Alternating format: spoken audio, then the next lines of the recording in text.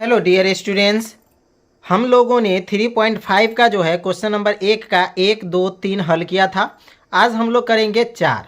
ठीक है, जैसा कि आप सब जानते हैं हमारा सर के गणित चैनल आप सबको जो है मैथ शुरू से पढ़ा रहा है। चैप्टर वाइज एक एक क्वेश्चन का सोल्यूशन आप सबको दे रहा है। आप सब चैनल पे पहली बार आए तो इसे सब्सक्राइब कर लीजिए। रोज़ शाम में 7 बजे मिलेंगे हम आपसे यहीं और एक नए प्रश्न और अध्याय के साथ। तो चलिए डियर स्टूडेंट्स, आज हम लोग हल करेंगे क्वेश्चन नंबर 4। ठीक है, तो चलिए हम प्रश्न कॉपी पे लिखेंगे और इसको जो है हम हल करना प्रारंभ करेंगे। हमने यहाँ प्रश्न लिख लिया है। ठीक है, चलिए अब इसको हम हल करते हैं। सबसे पहले तो हमें चेक करना होगा कि इसका अद्वितीय हल होगा या नहीं होगा। तो चलिए इसका जो है समीकरण पहले ठीक करते हैं। जैसे कि x minus 3y equal to -7 है, इसको इधर लेके आते हैं, ये हो जाएगा 7। उसी तरीके से नीचे वाले को 3x minus 3y equal to -15 है, इधर आएगा, ये हो जाएगा 15। ठीक है, ये 1 और ये 2। ठीक है, अब इसको जो है हम हल करेंगे। तो चलिए सब में से मान निकालेंगे।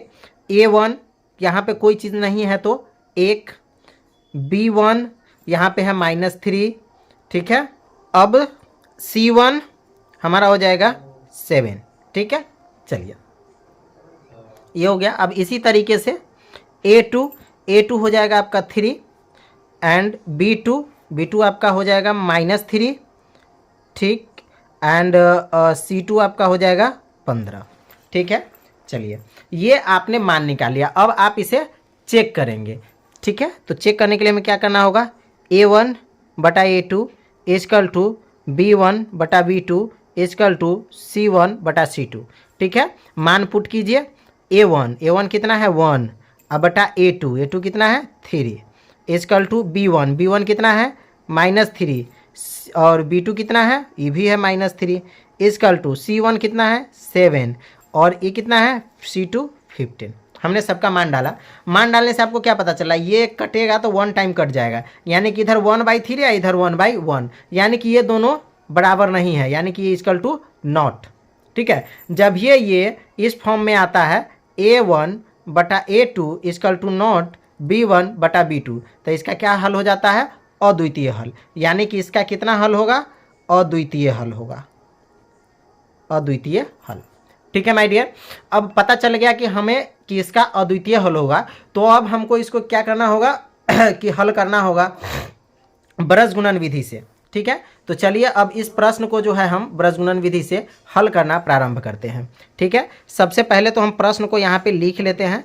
x minus 3y equal to 7 and 3x minus 3y equal to 15। ठीक है, अब इसको जो है हम हल करेंगे किस विधि से, ब्रजगुणन विधि से। तो ब्रजगुणन विधि से हल करने का हमने कल आपको फॉर्मूला बताया था। ठीक है, यानी कि पिछले क्वेश्चन में हमने फॉर्मूला लिखा था, एक बार हम फिर लिखेंगे, क्योंकि देखिए क्वेश्चन में सूत्र अहम भूमिका निभाता है मैथ बनाने में। अगर आपको ये याद नहीं रहता है फॉर्मूला तो आपको बहुत परेशानी होगी। ठीक है माय डियर, तो चलिए हम पहले फॉर्मूला लिख लेते हैं। x बटे के b1 c2, इसमें से माइनस करना है b2 c1। ठीक है, फिर इजकल टू y और बटे में हो जाएंगे c1 a2 minus c2 a1। ठीक है, और इजकल टू 1 और बटे में हो जाएंगे a1 b2 minus a2 b1। ये सूत्र है, बस आपको ये याद रखना है। जब भी आपको प्रश्न जो है ब्रजगुणन विधि से हल करने की बात आए, ठीक है, तो आप इन फॉर्मूला का यूज़ आंख बंद करके करेंगे, आपका क्वेश्चन आराम से बन जाएगा और अच्छे से।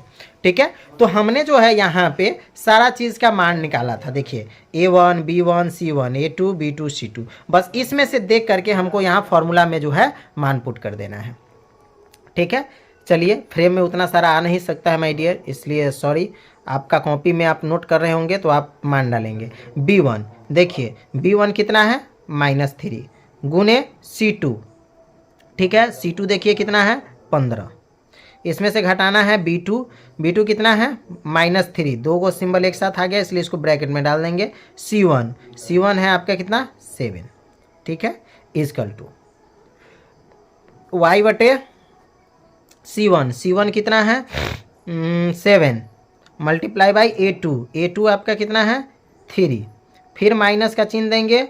अब कह रहा है आपको C2 कितना है 15 और इसको गुना करना है A1 से। A1 कितना है 1, ठीक है, बराबर में 1 बटे के A1 हो गया 1, इसको गुना करना है B2 से यानी कि -3 से।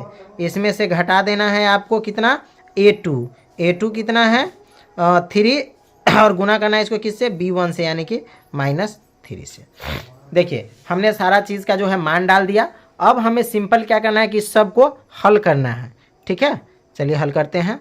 तो -3 को 15 से 15 तिया 45, -7 या 21 तो -21, ठीक, इक्वल टू y बटे में 7 या 21 -15 एकम 15, ठीक है, इक्वल टू 1 बटा 3 इकाई 3 -3 तिहाई 9, ये भी हो गया -9, ठीक है माय डियर। यहाँ पे देखिए हमने इन सारे को जो है तोड़ करके यहाँ पे लिख दिया, यानी कि जिसको गुना करना था सभी को गुना करके हमने उसके चिन्ह के साथ यहाँ पे मान हमने पुट कर दिया। अब जो है सबको हल करिए।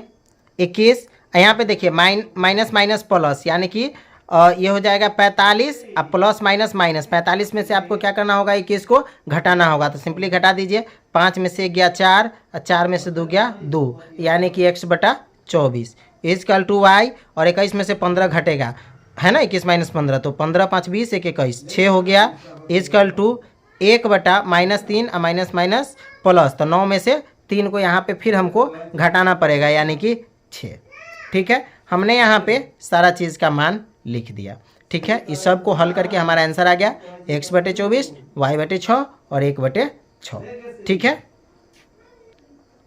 अब x और y का मान निकालना होगा, तो ये जो 6 आया है आपके पास, ठीक है, इस 6 से ये दोनों में आपको भाग करना पड़ेगा। कैसे, तो x इक्वल टू 24 और बटे में 6 से 24 को काट दीजिए, कितना हो जाएगा 6 चौक 24, 4 टाइम कट गया, ठीक है, यानी कि x इक्वल टू 4, ठीक है। उसी तरीके से अब यहाँ पे y इक्वल टू 6 बटे 6, ठीक है। यहाँ पे इस 6 इधर आएगा, इस 6 को इधर लेके आएंगे इसलिए माइनस का 6 हो जाएगा, तो 6 एकम 6 यानी कि y इक्वल टू -1, तो x इक्वल टू 4 और y इक्वल टू -1, ये हो गया हमारा आंसर।